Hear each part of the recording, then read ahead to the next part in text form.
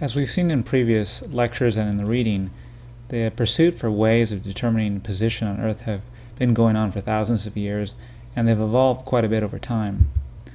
Originally, mariners could determine their latitude by sighting the celestial objects like the moon or the sun or the North Star above the horizon, and that could determine latitude using various techniques.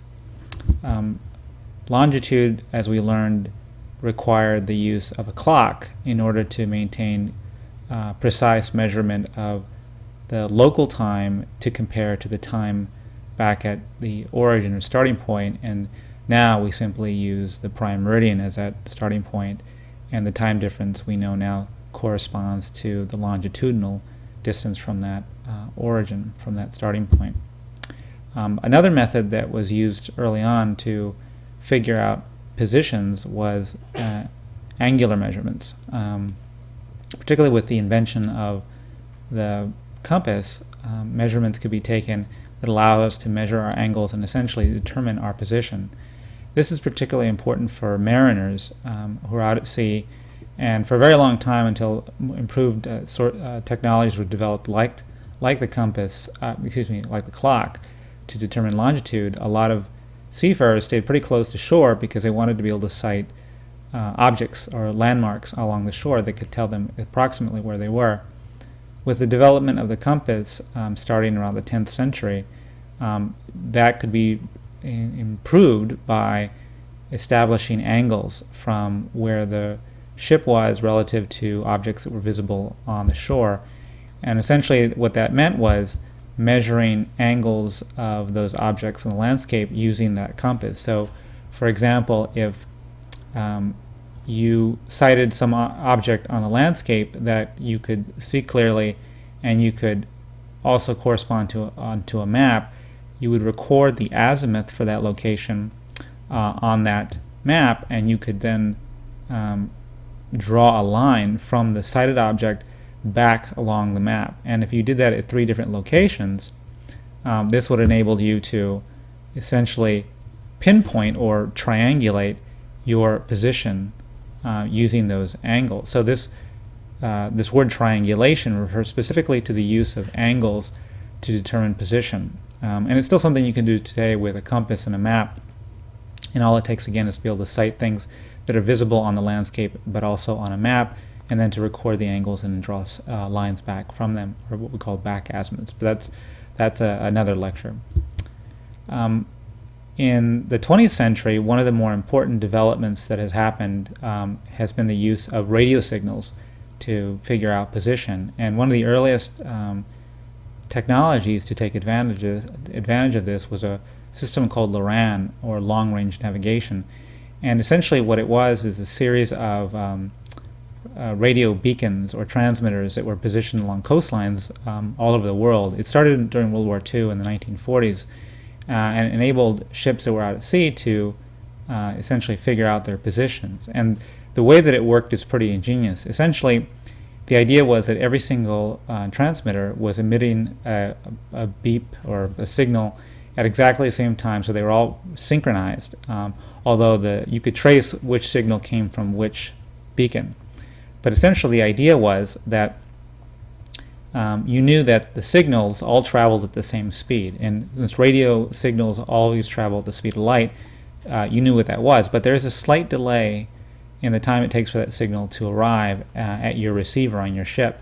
And so you know that if you're slightly closer to one transmitter than to another, then you'll get that signal slightly sooner. And because the difference in time between 2 signals arriving could be calculated pretty precisely, you could plot these out on maps and know that if you were receiving a time delay between these 2 transmitters of a certain amount, you knew you had to be at a certain distance between, say, transmitter A and transmitter B.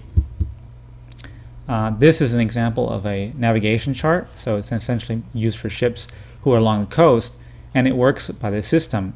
And the way it works, and the way that you read this map, is that each one of these curving lines is called a time delay line or a TD line, and these lines, for example, represent the time delay between two different transmitters, probably one that's over here, one that's over here. And then there's other lines, if you look overlaid on top of those, that are running at different angles, and those are time delay lines from another set of transmitters. And where those time delay lines intersect, that is a possible way of locating yourself. So if you're receiving a time delayed signal from a pair of transmitters, and it's lining up on that line, and you receive another pair, then you can line up those two lines and potentially locate your position.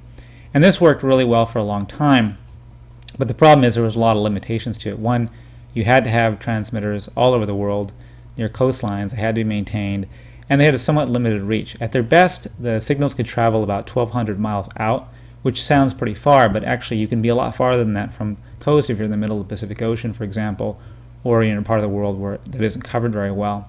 So one of the more advanced inventions that came along that we're using quite frequently now, is not so unfamiliar, is the Global Positioning System, or the GPS.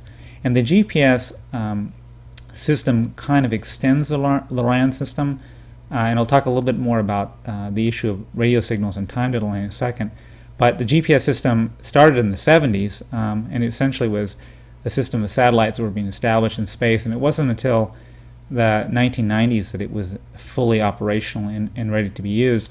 And for quite some time, the GPS system was very limited in terms of its use for civilian use. It was initially targeted at military use, and so in order to reduce the possibility of use by enemy forces, and also because of security concerns, it was intentionally degraded so that if you were a civilian using the GPS unit, your signal would never be better than, say, about 30 meters or 100 feet of your true position.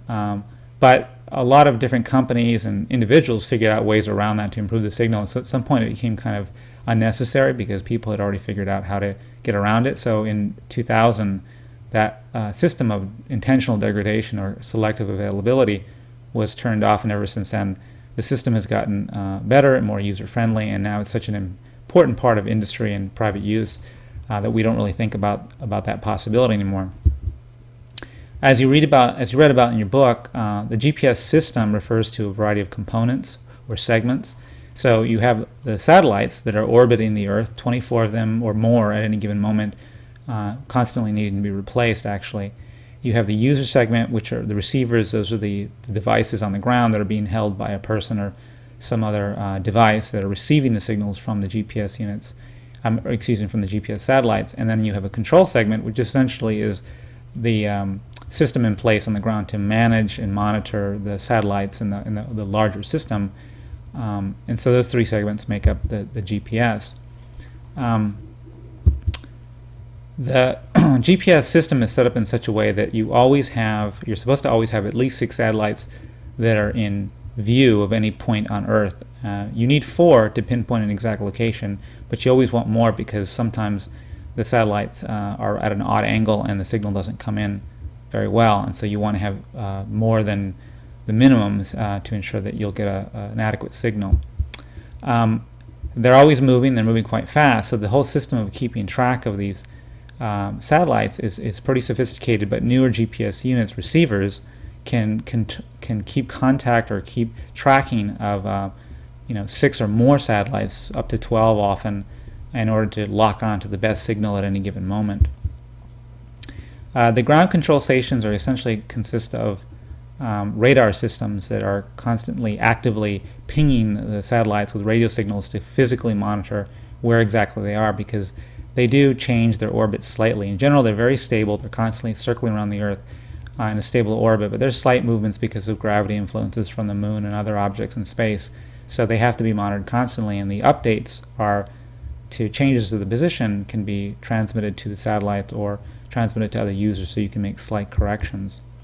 The receivers, of course, are the things that we encounter, and in the picture, that's an older system, what we call a total station. Essentially, it's a very expensive device for measuring positions very accurately with GPS systems. But now we know, of course, that GPS is embedded in all kinds of technologies, including phones and cars and other objects. So it's not such an exotic technology anymore.